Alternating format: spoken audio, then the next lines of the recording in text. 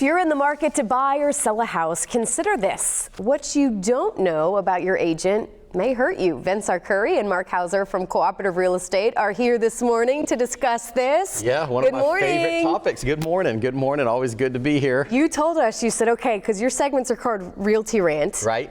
This is really, we may go off into a rant if we have time. We're going to do a rant today. Absolutely. Absolutely. So talk about the relationship between agents, because I think some of us, and especially as the consumer, or maybe the home buyer, the home seller, this is a touchy situation. Well, you know, I always like to say, and I've said a few times on the show, that the first person to ever make a mountain out of a molehill was a real estate agent. And unfortunately, that happens sometimes in our industry where the real estate agent is trying to show their buyer or seller how much they know. And what they do is they take a very small issue, maybe a broken door handle on a kitchen cabinet, for example, and it seems like everybody's at war with each other over this. And then at the end of the transaction, buyer and seller are in completely different rooms. Real estate agents are adversarial with each other, and that's not the way that it should be, and that's not the way we preach in our office. You know, we want to have harmony. We want buyer and seller. If you're watching this, you've probably said, oh my gosh, I had one of those experiences. To me, it's the job of the real estate agents, both sides, to keep everybody calm and to keep the transaction going smoothly and make everybody love each other, because it's a very stressful process to buy or sell a home, and it's our job to make the ship sail smooth, if you will. I love that. Can't we all just get along? Can't we all get along? So let's talk about how you guys met, and I love this. So tell a little bit about the backstory, because you were with another agency. Another firm. Yeah. I represented the buyer on the transaction. Vince was the listing agent, and turned out to be a very difficult buyer. Uh-oh. Yeah.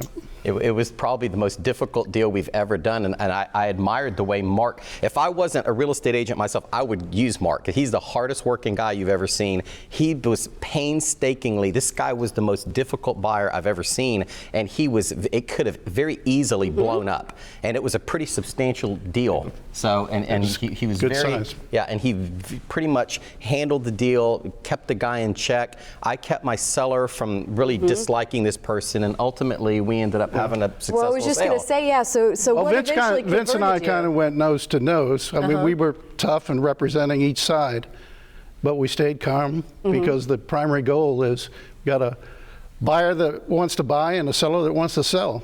We got to make it work. Well, and I like hearing that you're going to fight for who you're serving for and who you have a relationship with, your client. But you know what, though, Carly, it gets to a point where you shouldn't be fighting. It's a discussion. It's a rational discussion. Are you going to fix it or not fix it? I mean, for me, I would rather come out of my pocket and fix something myself on something like that than to have my client upset. And sometimes you deal with such egos. I remember when I was a new agent, Mario Polo, who's still used to Polo Group, people that remember the Polo Group, is somebody who mentored me as a new agent. And he heard me say something to another agent one time, called me in his office and wiped me out. And I never forgot the lessons that I learned, that you just cannot do that. And if you don't learn those lessons, you're not going to be doing this business long. Well, and are there red flags that maybe as a homeowner or someone who's going to buy or sell that can look out for, that think, okay, this may not go as well as I want because the agent isn't acting how they should? Any red flags? Yeah, I think, go ahead, Mark. Well, I think sometimes you see it, sometimes you don't. It's when you get really into the transaction that things start popping up, and it's how you handle it.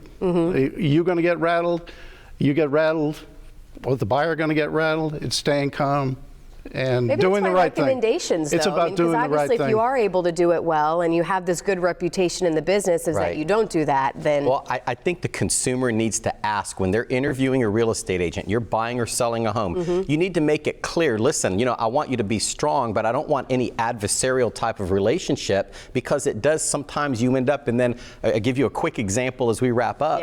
I know that, now all of a sudden you busted this other agent's chops, and now the financing's delayed, and oh, we need to delay the closing for a week. Well, if somebody's been busting my chops, hey, maybe it's not going to go so smooth for you when you need something I wish back. we had the whole hour. Me too, Again, because I this could is a go lot. on. But Maybe we'll come back and talk I made about it again. exciting because I brought Mr. Excitement, Mark. We call him Mr. Excitement in the office with us, so I made the program exciting today. Gentlemen, thank you so much for being here. Thank you for the passion that you have for your job and making sure everybody gets along. We appreciate it. Again, there is the website to find out more, to watch past segments as well, or their number to give them a call.